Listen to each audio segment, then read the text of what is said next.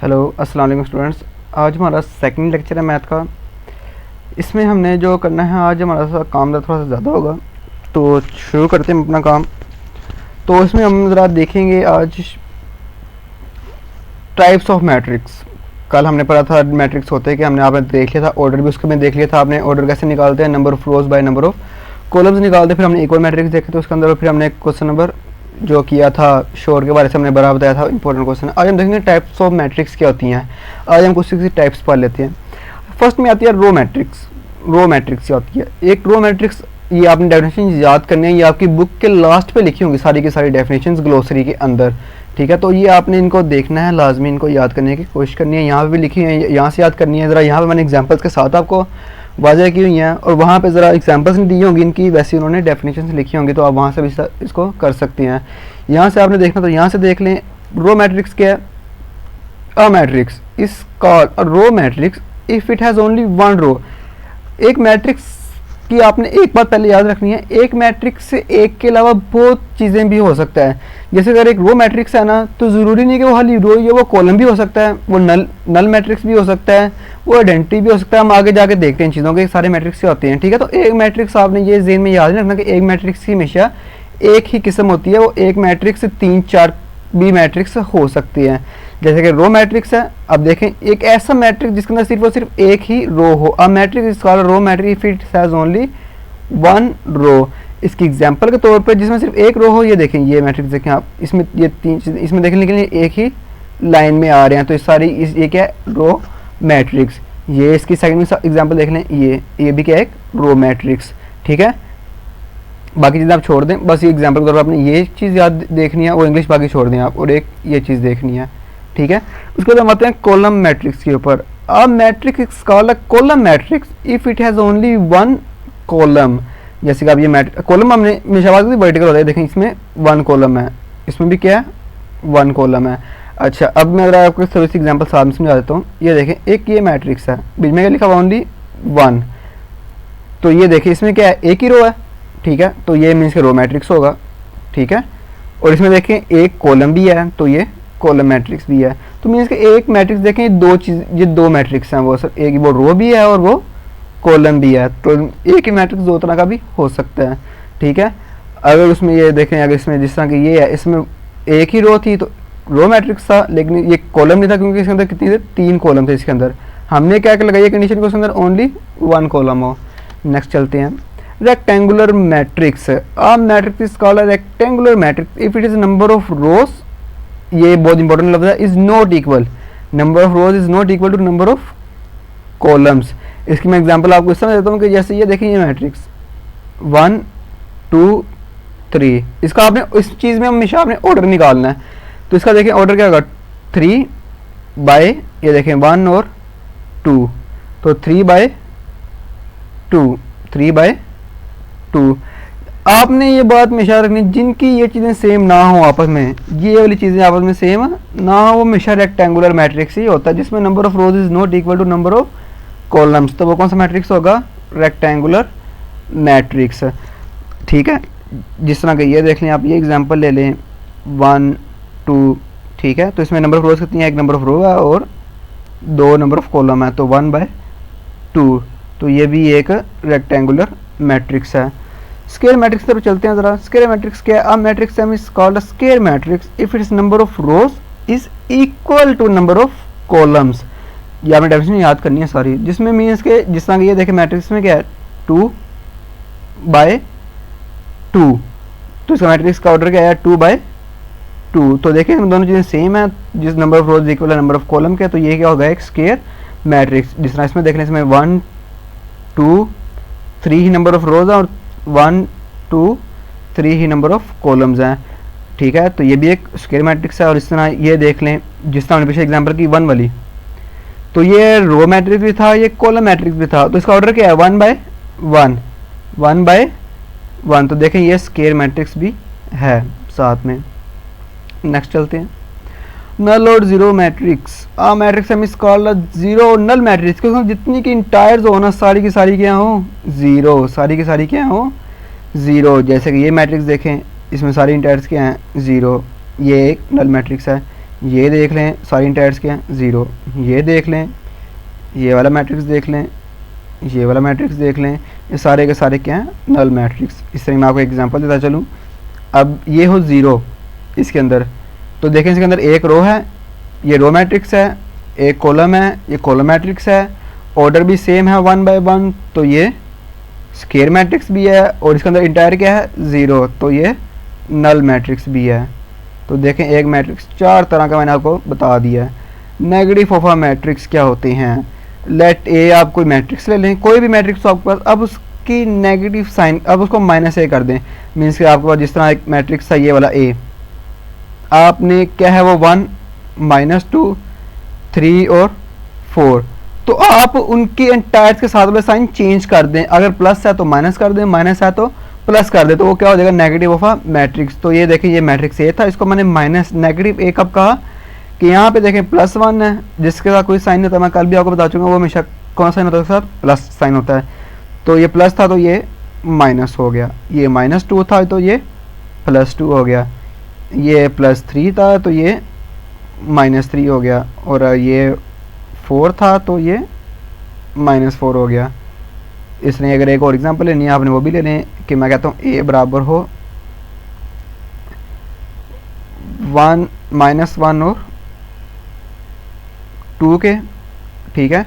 तो इसका -a क्या होगा, ये -1 है तो क्या हो जाएगा +1, और +2 है तो क्या देगा -2, ठीक है। तो ये क्या होता है, नेगेटिव ऑफ अ मैट्रिक्स। ये आपने इनकी डेफिनेशन याद करनी है, और साथ में इनकी एग्जांपल्स, कोई भी आप एग्जांपल दे सकते हैं, आपकी अपनी मर्जी है, बस वो सही हो। नेक्स्ट स्लाइड पे चलते हैं। ट्रांसपोज ऑफ अ मैट्रिक्स, बहुत ही इंपॉर्टेंट है ये भी, ट्रांसपोज ऑफ अ मैट्रिक्स।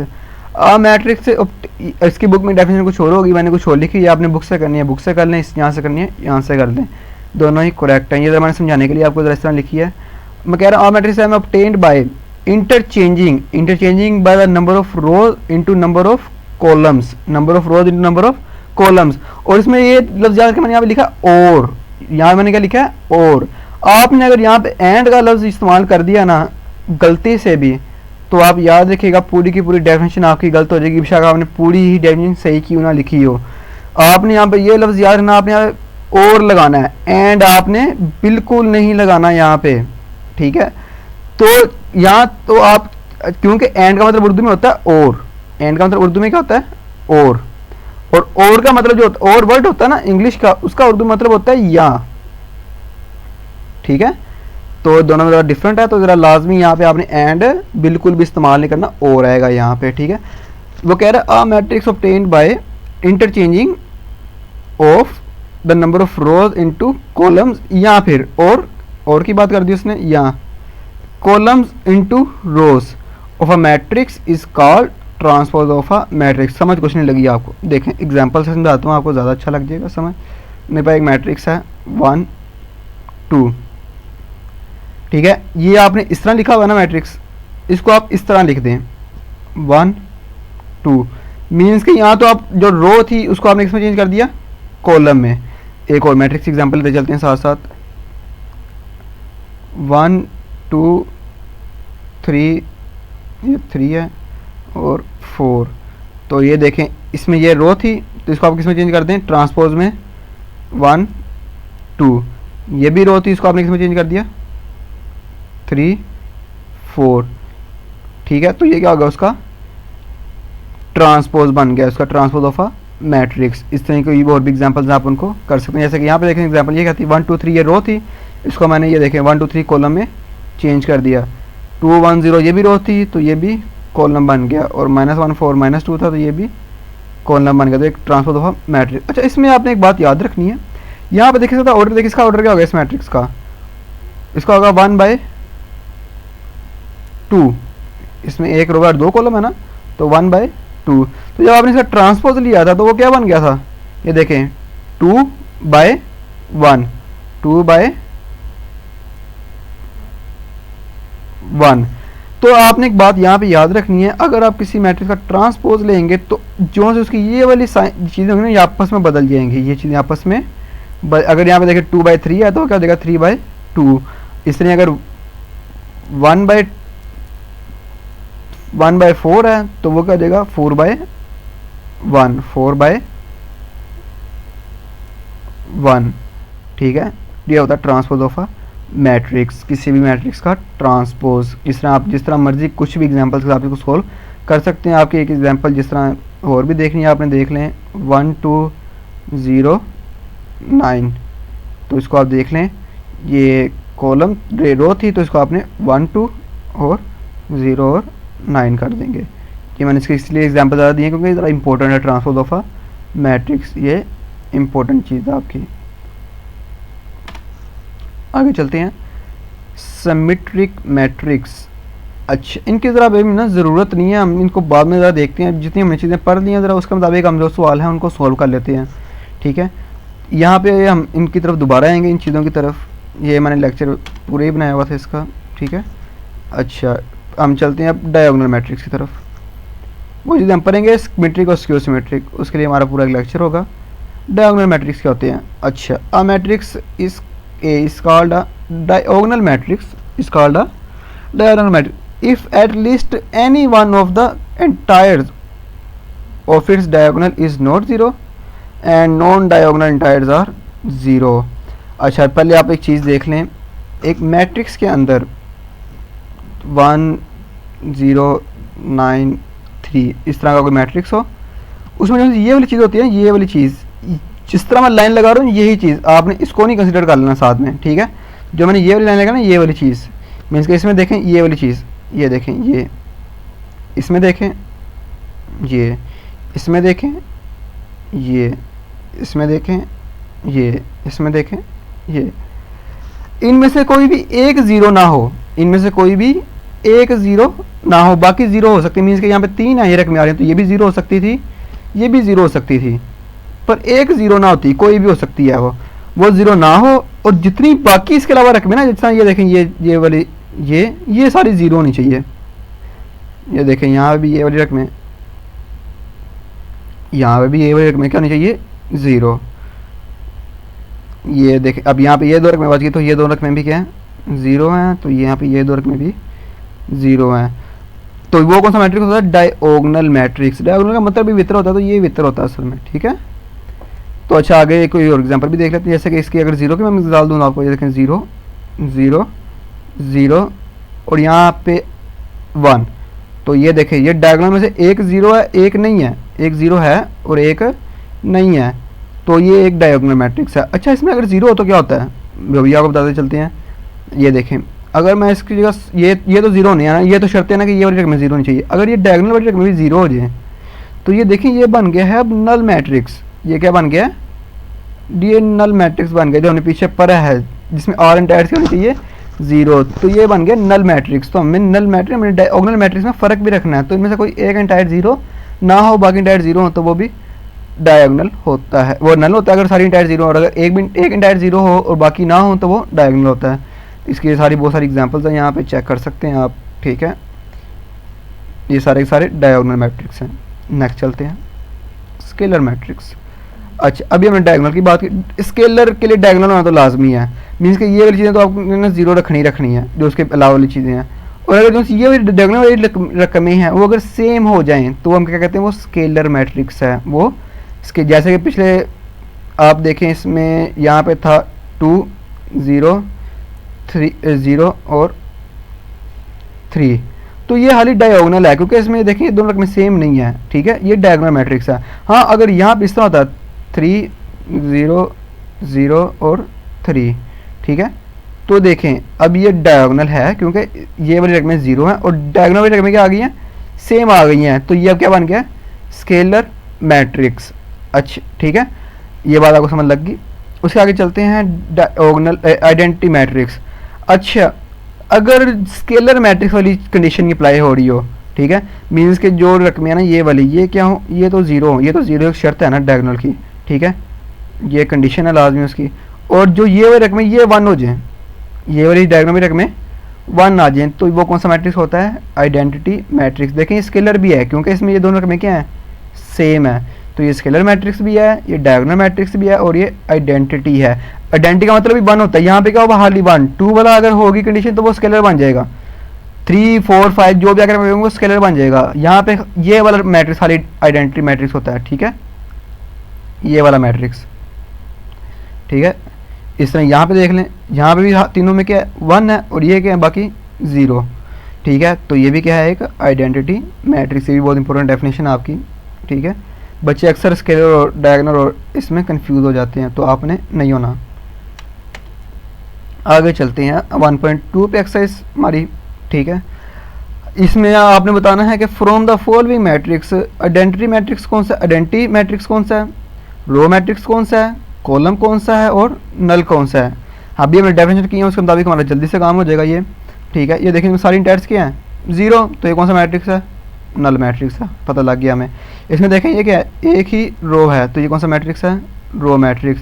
इसमें देखें रो तो 3 है, शर्त क्या थी एक ही रो नहीं चाहिए, तो इसमें देखें कॉलम 1 है, तो ये क्या है कॉलम मैट्रिक्स। ये देखिए अभी हमने पीछे बात की है कौन सा मैट्रिक्स होता है, आई आइडेंटिटी या फिर यूनिट, यूनिट को भी 1 कहते हैं और आइडेंटिटी का मतलब भी 1 होता है, दोनों एक ही चीज़ें हैं। इन्होंने देखें सारी इंटायर्स क्या हैं 0, तो ये नल भी है। उसके अलावा ये देखें इसके अंदर एक रो है, तो ये रो मैट्रिक्स भी है, और इसके अंदर एक कॉलम है, तो वो कॉलम मैट्रिक्स भी है। तीनों चीज़ें आपको बता दी, तीनों हैं ये, ठीक है। इसमें देखें ये इसमें एक ही रो कॉलम है, तो ये कॉलम मैट्रिक्स है। अब क्वेश्चन नंबर 1 होगा, क्वेश्चन नंबर 2 की तरफ चलते हैं। क्वेश्चन नंबर 2 में उसने क्या है, from the following matrix identity करें आप स्केलर मैट्रिक्स कौन सा है। स्केलर मैट्रिक्स में मैंने क्या बताया था, number of rows is equal और नंबर ऑफ कॉलम्स के, मीन्स के जिसकी ये वाली चीज़ें सेम हो, जैसे कि 2/2 हो यहाँ पे, तो वो कौन सा होता है 3 हो, 3/3 हो, 1/1 हो, वो स्केलर होता है। रेक्टेंगल की मैंने बात क्या की है अभी कि जिसमें वो ये चीज़ें सेम ना हो, कि 1/2 हो सकता है, 3/2 हो सकता है, 1/4 हो सकता है, जो सेम ना हो चीज़ें। रो मैट्रिक्स क्या है आपको बता, जिसके अंदर एक रो हो, कॉलम मैट्रिक्स जिसके अंदर एक कॉलम हो, आइडेंटिटी मैट्रिक्स आपने भी पढ़ा है 1 0 0 1 ये वाला मैट्रिक्स, ये वाला। और इसके पीछे हमने ये भी पढ़ा था मैट्रिक्स, ये वाला, ये भी क्या था आइडेंटिटी मैट्रिक्स था, ठीक है। अच्छा यहाँ पे देख लें आप, और नल मैट्रिक्स कौन सा जिसके अंदर सारी इंटायर्स क्या हो 0, पीछे पढ़ चुके हैं हम। तो ये देख लें ज़रा, इसका ऑर्डर क्या है देख लें ज़रा, 1 2 और 1 और 2, तो इसका ये 2/2 है, तो ये कौन सा मैट्रिक्स है, शाबाश जल्दी बोलें, ये है स्क्वायर मैट्रिक्स, ठीक है। इसका देख लें, इसमें भी क्या है 2/2, तो ये कौन सा मैट्रिक्स है, ये एक तो बात हो गई ये स्क्वायर मैट्रिक्स है, और दूसरी बात ये आइडेंटिटी मैट्रिक्स भी है, ये आइडेंटिटी भी है और ये स्क्वायर मैट्रिक्स भी है, दोनों हैं, ठीक है। और ये कोई भी नहीं है। आगे चलते हैं, ये वाला मैट्रिक्स देख लें आप, इसमें देखें आप 1 2 और 3 और 1 2 और 3, तो ये 3/3 है, तो ये मैट्रिक्स कौन सा होगा जल्दी बोलें, स्क्वायर मैट्रिक्स। उसके आगे ये पीछे से हमने बता दिया है, चेक कर लेते हैं ज़रा, सॉरी ये चाहिए बताना आपने कौन सा मैट्रिक्स हैं। ये तो तीनों रेक्टेंगुलर है ना, ये अब आपकी तरफ बुक में थे, जिसको ज़रा बुक से देख लीजिए, क्वेश्चन नंबर 2 को ये आंसर दिए मैं यहाँ पर उन सवालों के, ठीक है, तो बुक में से आप देख लीजिएगा ये सारे। अब क्वेश्चन नंबर 3 पे चलते हैं हम। क्वेश्चन 3 पे बताया उसने, बताएं आप इन मैट्रिक्स में से कौन सा मैट्रिक्स है आइडेंटिटी, डायगोनल, स्केलर और यूनिट आइडेंटिटी मैट्रिक्स मीन्स के। तो पहले ये देख लें आप, ये तो फर्स्ट चीज़ होगी, ये देखें दो चीज़ें सेम, ये दोनों चीज़ें क्या हैं 0, ये वाली, तो ये आपको पता लग गया निशानी क्या है, डायगोनल की निशानी है, ये डायगोनल हो गया, पहली बात कंफर्म होगी आपको। दूसरी चीज़ देखें इसकी ये वाली चीज़ें सेम है, तो कौन सा होता है जल्दी बोलें शाबाश, स्केलर मैट्रिक्स, जिसकी दोनों चीज़ें सेम हो वो कौन सा मैट्रिक्स होता है, स्केलर मैट्रिक्स, ठीक है।